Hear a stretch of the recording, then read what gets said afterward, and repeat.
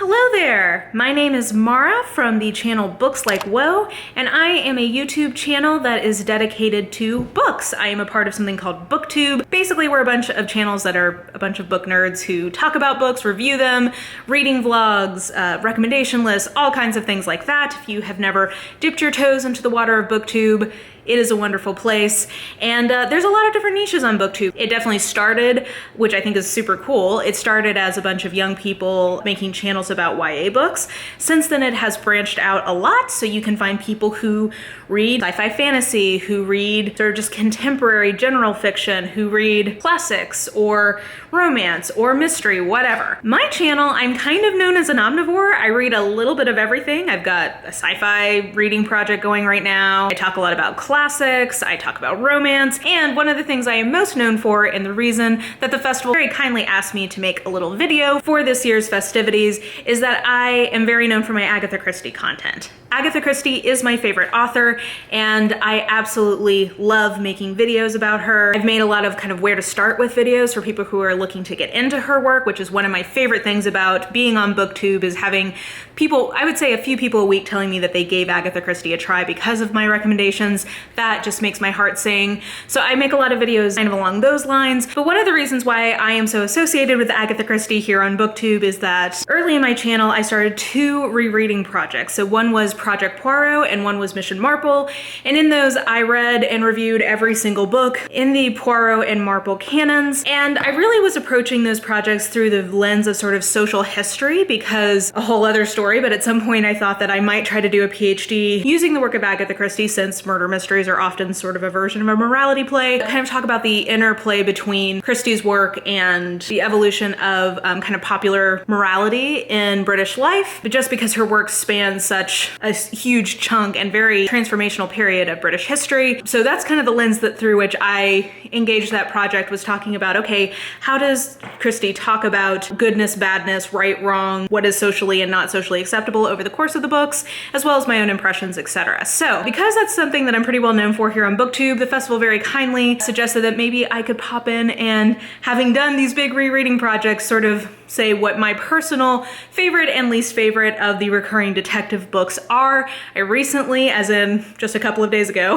finished reading Tommy and Tuppence for the first time, so I definitely have thoughts about them as well. So let's just get into it. Let's start with the less positive first. So my least favorite of each of the recurring detectives are written late in Christie's career, towards the end of the series runs. All three of them have things in common in terms of both being very promising premises. Like, these could have been really good books, I think, if they'd maybe been written a little earlier. They also share pretty much the same problems, which is a lot of repetition, a lot of dwelling on details that don't end up being relevant to the plot. And if you are a Christie reader, you know that generally if she mentions details, you should pay attention to it. In these books, they're just kind of there, which sort of throws off your normal reading experience with a Christie. So I'll just say that my least favorite Poirot book is The Clocks. Part of what I don't like about this one in particular is that I think that it's not a good use of Poirot because A, he's not in it enough, and B, part of what I love about the Poirot character is how self-confident he is, like sometimes to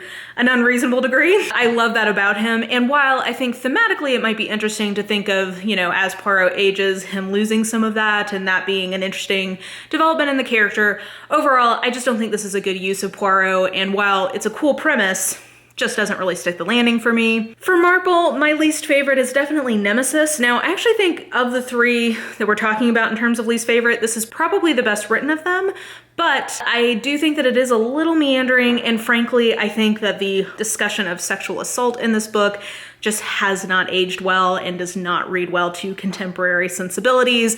I found that really jarring, and it really took me out of the book on my reread. So I would say that's my least favorite of the Marple canon, though honestly, I think Marple is probably the most consistent of the series. So it's still a very readable and pretty enjoyable book. And then my least favorite of Tommy and Tuppence, I don't think is a controversial opinion, is Postern of Fate. I found that to be almost unreadable. It does have moments of the Christie sparkling prose that I love and sort of that lightness of touch. Tommy and Tuppence are great, Tuppence in particular, but It's very repetitious. It's a cool premise, but I don't think it really gets executed well. And the ending of it is incredibly anticlimactic in my view. And then in terms of my favorites, we'll go reverse. So we'll start with Tommy and Tuppence this time. My favorite Tommy and Tuppence is one that I have, like I mentioned, read recently, and that is N or M. I found this book incredibly moving. I think especially, I never really reflected on what kind of the emotional experience was for the generation who had lived through the First World War and been like active participants in the First World War, in the Spanish flu, that very impactful period of history. And then to be, 20, 30 years older, seeing their children live through the Second World War and wanting to contribute to that as well. I really love the Tommy and Tuppence dynamic in this one. I think it's one of the better kind of spy action adventure-y ones. Like, I think that it's more credible in terms of its plot than a lot of them are. And it also just has the lightness of touch that I enjoy. So I found this really moving and really entertaining, which to me is the mark of a great Christie. My favorite Marple is probably a less predictable one, and that is Sleeping Murder. So I wouldn't necessarily argue that this is the best Marple, but it is my favorite. I think this was probably helped by the fact that it was the last Marple that I read for the first time. It's my second favorite on Christie's cold case type books. Really enjoy the going back in the past to solve a crime trope that Christie plays with in a few of her most successful books. And for me, this is my second favorite version of her doing that. I think Marple is used very effectively in this book. I think this really plays to her strengths. And while I did guess at least who did it and probably why, that's just a function of having read so much of her. So that didn't diminish my enjoyment. I still was very much enjoying the kind of how. And I just thought that the themes in this one, again, were very moving to me while being very entertaining, which, as I said, for me is a big part of what I come to Christie for.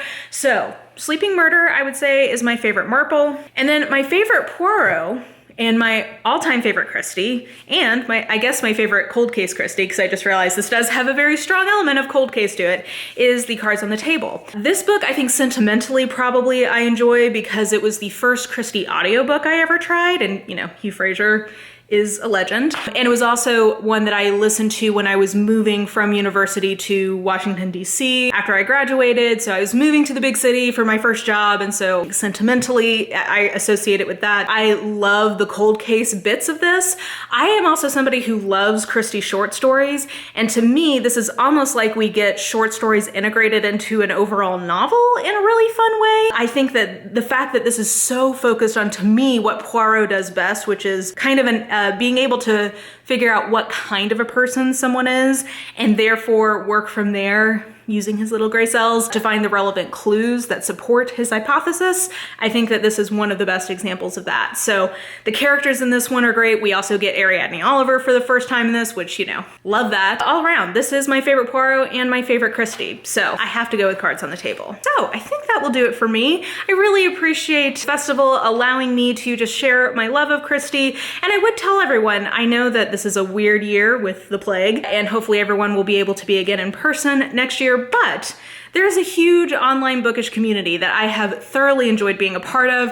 There are a lot of Christie lovers here on YouTube, but then just in general on social media, on Instagram, Twitter, podcasts, etc. So if you are looking for some Christie content, it is out there and it is definitely worth seeking out. So I would encourage you, if you are interested in that, to do so. I am one of but many content creators who love Agatha Christie. So again, thank you to the festival for letting me participate. Those were my personal favorites and least favorites. Not gonna argue best and worst, but just my subjective opinions. Definitely let me know in the comments below some of your favorites and least favorites of the recurring detectives.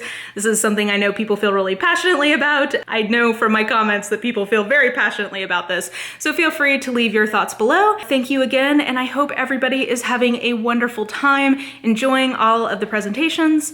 And hopefully I will see you guys in person next year. Bye!